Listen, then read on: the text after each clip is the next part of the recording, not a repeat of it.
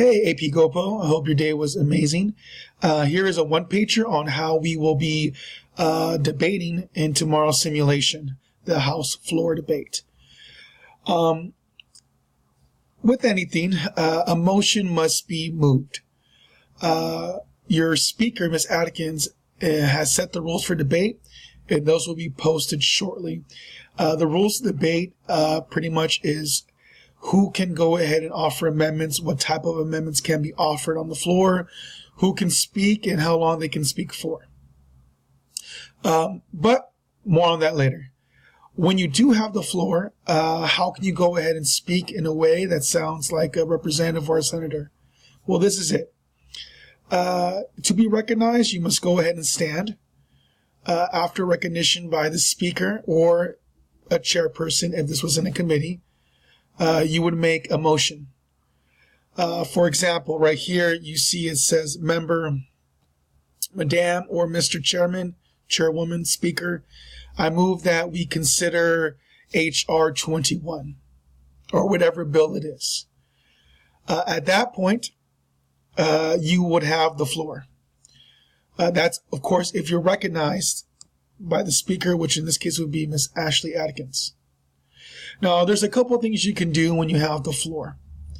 You can go ahead and speak to the merits of the bill, your pro or con arguments, or you can move to amend the bill if that is allowed by the Rules Committee, in this case, if that is allowed by Ms. Atkins.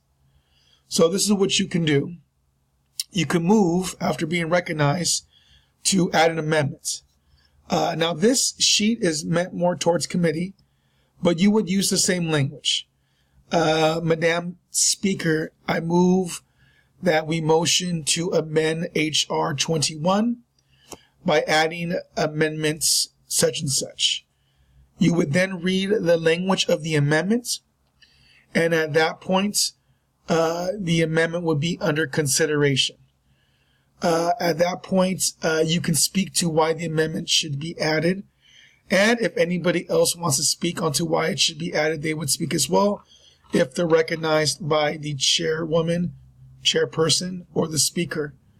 The opposition would also be able to speak to the amendment as well. And then you would vote on the amendments, not the bill, but the amendments being added. And that just needs a majority to be included. And you will go ahead and repeat this process for whatever the rules dictate. Now, there are a couple of tactics you can use. You can also refer a bill back to committee. Let's say you believe the bill needs to be discussed more, studied, or investigated. You can move, if recognized, to refer the bill to a committee, and then you would designate the committee. That would essentially kill the bill. Keep that in mind, given the fact that we don't go into committee again. You can also ask to postpone definitely. You can ask the speaker to go ahead and move the question and for another time, let's say till the end of the period, so it postpones it. However, that might kill the bill indefinitely. The following one here is meant more towards committee, not the floor itself. But when you move to the Senate next week, it's something that you can use.